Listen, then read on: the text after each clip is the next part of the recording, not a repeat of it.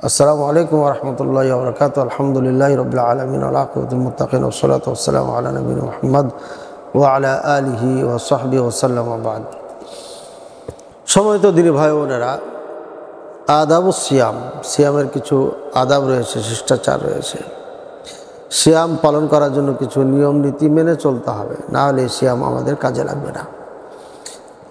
আদাবুস সিয়ামের মধ্যে কিছু আছে অপরিহার্য, এটা বর্জন করতে হবে অথবা করতে হবে, পালন করতে হবে অথবা বর্জন করতে হবে। এক, সালাত পড়তে হবে। টাইম টু টাইম সালাত না পড়লে আপনার যে কারণে সিয়াম ফরজ করা হয়েছে এটা কারণ আপনার থেকে সালব হয়ে যাবে। ইদাআতুস সালাম মুনাফিন লিত-তাকওয়া। সালাত না পড়া, সালাতকে ধ্বংস করা, সঠিকভাবে না পড়া, এটা তাকওয়া পরিপন্থী কাজ। আর সিয়াম ফরজ করা হয়েছে তাকওয়া অর্জনের জন্য। সুতরাং আমরা যারা তারাবি সালাত পড়ি আর তাড়াহুড়া করি, ঘড়ির কাঁটা অনুযায়ী তারাবি পড়ি, আল্লাহ সন্তুষ্টি অনুযায়ী নয়, এটা হচ্ছে ভয়ঙ্কর একটি ইদাআতুস সালাহ, সালাতকে ধ্বংস করা, বরবাদ করা, এটা হচ্ছে মুনাফিন লিত-তাকওয়া, তাকওয়া পরিপন্থী কাজ। এই জন্য সালাতে কোনো তাড়াহুড়া করা যাবে না, একদম না।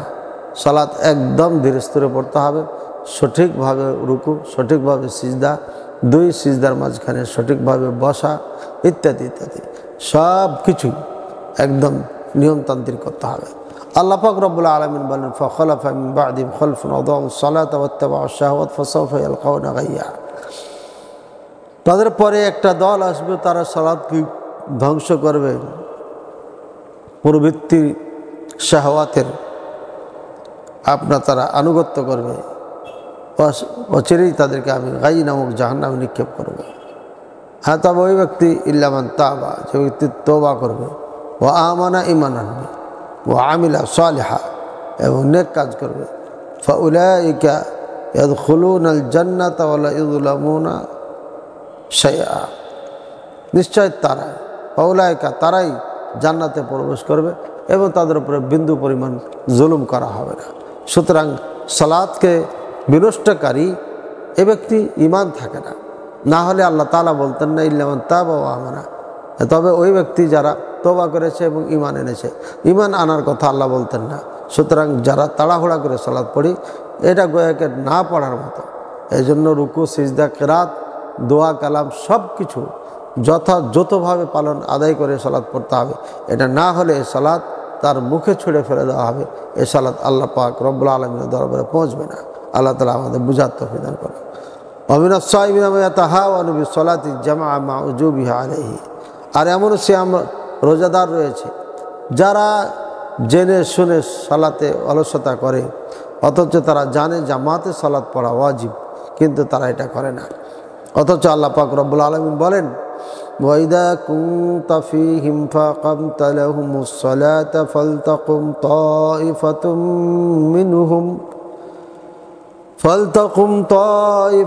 মিনহুম মা'আকা ওয়ালইয়াখুযু আসলিহাতাহুম ফাইদা সাজাদু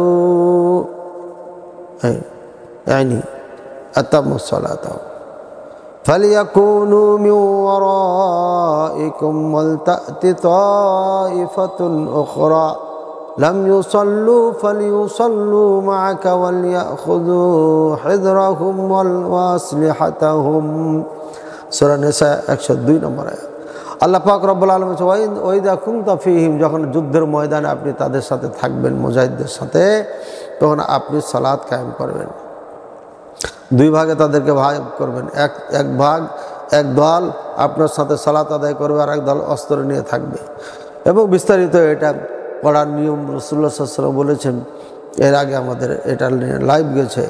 এক দল পড়ে, এক রাকাত পড়ে চলে যাবে, পরে আরেক দল আসবে। এভাবে আপনারা দুই দল কম্প্রোমাইজ করে পড়ে নিতে হবে। তো সুতরাং যে সালাত আপনার যুদ্ধের ময়দানে জামাতের সাথে পড়া জরুরি, সে সালাত বাড়িতে বসে কিভাবে জামাত পরিহার করা যায়, কোশ্চেন করা যাবে না। আল্লাহ পাক রব্বুল আলামিন যুদ্ধের ময়দানে ভয়ের সময় সালাত পড়তে আমাদেরকে আদেশ করেছেন।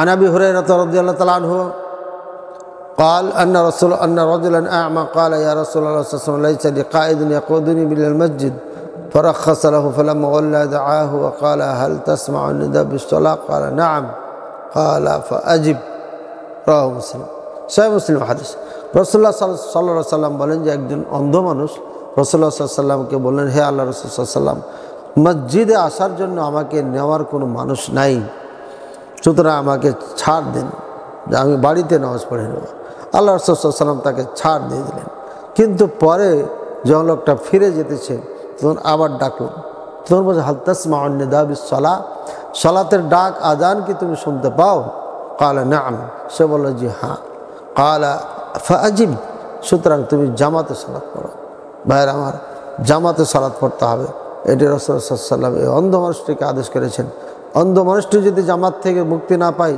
ছাড় না পায় তাহলে আমি আপনি কিভাবে ছাড় পাবো নিঃসন্দেহে ছাড় পাবো না এজন্য আমাদেরকে সেভাবে সালাত পড়তে হবে